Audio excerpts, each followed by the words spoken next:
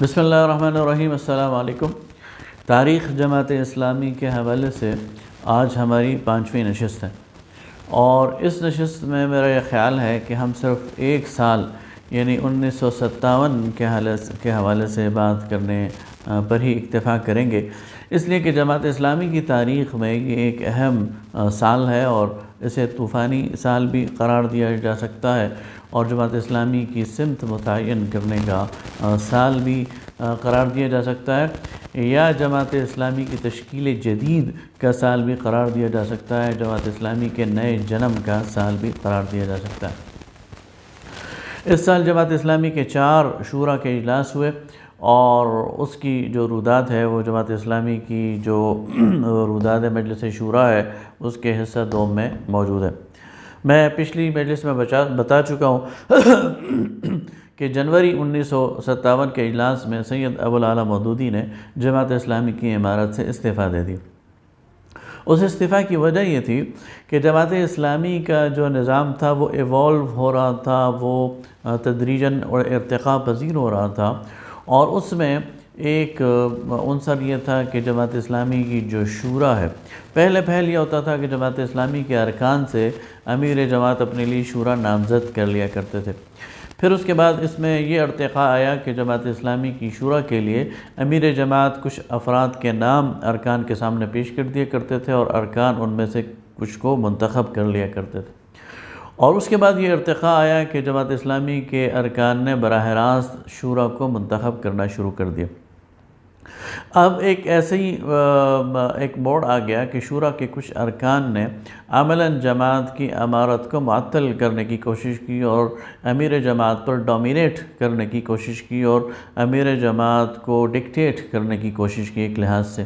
اور امیر جماعت کے لیے یہ ممکن نہیں رہا کہ وہ جماعت اسلامی کی امارت سنبھال سکیں اور اپنی بصیرت کے مطابق اس کی قیادت کر سکیں۔ چنانچہ انہوں نے جماعت اسلامی کی امارت سے استعفیٰ دے دیا اور کہا کہ میں ان حالات میں جماعت اسلامی کی قیادت نہیں کر سکتا، لہذا ارکان جماعت اپنے لیے کسی اور کو امیر منتخب کر لیں۔ لیکن پھر 1957 کی باقی جتنی بھی شورائیں ہوئے ہیں اس میں یہ بات ڈسکس ہوتی رہی کہ سید ابوالعلا مودودی جو داعی اول ہیں، جو بانی جماعت ہیں، ان کی موجودگی میں کوئی اور شخص وہ جماعت کی قیادت کا اہل نہیں ہو سکتا، لہذا شوراؤں نے امیر جماعت سے یہ اپیل کی اور قراردادیں پاس کی کہ وہ اپنا استعفیٰ واپس لیں اور جماعت اسلامی کی قیادت سنبھالیں۔ اس پر پھر سید ابوالعلا مودودی نے شورا کی اس بات کو مان لیا، دوبارہ جماعت کی امارت سنبھال لی، لیکن پھر جماعت اسلامی کے دستور میں کچھ چینجز اور کچھ تبدیلیوں کا آغاز ہو گیا۔ اس میں سے ایک تبدیلی تو یہ تھی کہ جماعت اسلامی کی شورا کے حدود کار کا متعین کر دیا گیا، اور یہ طے کر دیا گیا کہ جماعت اسلامی کو چلانے کی آخری ذمہ داری یہ امیر جماعت کے پاس ہے، اور شورا امیر جماعت کی ممد اور معاون ہے، لہذا جماعت کو لیڈ امیر جماعت کرے گا، جماعت اسلامی کو لیڈ جماعت اسلامی کی شورا نہیں کرے گی۔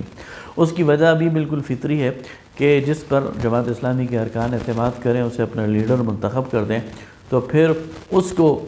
سامنے آنا چاہیے اور اس کو اپنی بصیرت کے مطابق جماعت کو چلانا چاہیے، اور شورا کو اس کی مدد کرنی چاہیے، ان کے ساتھ تعاون کرنا چاہیے اور بہترین مشورہ دینا چاہیے۔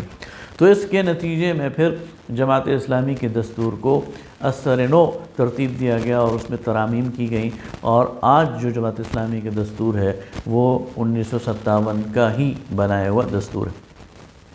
اس کے ساتھ ساتھ ایک اور مسئلہ بھی جماعت اسلامی کے اندر درپیش تھا، وہ یہ تھا کہ جماعت اسلامی ایک اصولی نظریاتی جماعت تھی اور انقلاب کی داعی تھی، لیکن اس انقلاب کے لیے راستہ کون سا تجویز کیا جائے، اس پر جماعت اسلامی کے اندر مختلف آراء موجود تھیں۔ اس پر 1957 کے اندر جماعت اسلامی نے اسی کے اجتماع عام کے اندر جو ماچی گوٹ کے اندر ہوا تھا، سید ابوالعلا مودودی نے ایک مفصل تقریر کی جو تحریک اسلامی کا آئندہ لائے عمل کی صورت میں چھپ چکی ہے۔ یہ سمجھ لیے کہ جماعت اسلامی کی سیاست کے حوالے سے بائبل کی حیثیت رکھتی ہے اور آج تک جماعت اسلامی کے لیے ریلیونٹ ہے۔ اس تقریر میں سید ابوالعلا مودودی نے سب سے پہلے تو ایک قرارداد پیش کی، جس قرارداد کے 10 نکات تھے، اور پھر اس کی تشریح کے لیے 6 گھنٹے پر محیط سید ابوالعالیٰ مودودی کی یہ تقریر تھی، اور اس میں سید ابوالعالیٰ مودودی نے جماعت اسلامی کا منہج وہ بالکل واضح اور متعین کر دیا کہ جماعت اسلامی کا کام یہ ہے، وہ 4 نکاتی لائے عمل ہے۔ پہلا تو یہ ہے کہ جماعت اسلامی دعوت دے گی، دعوت کے ذریعے لوگوں کی فکر کی تطہیر کرے گی، ان کی فکر کی اصلاح کرے گی۔ اس کے بعد افراد کو تلاش کرے گی جو لوگ جماعت اسلامی کی دعوت قبول کر لیں، ان کی تربیت کرے گی اور انہیں تنظیم میں سموئے گی اور ان کے ذریعے ایک مؤثر تنظیم کو کھڑا کرے گی۔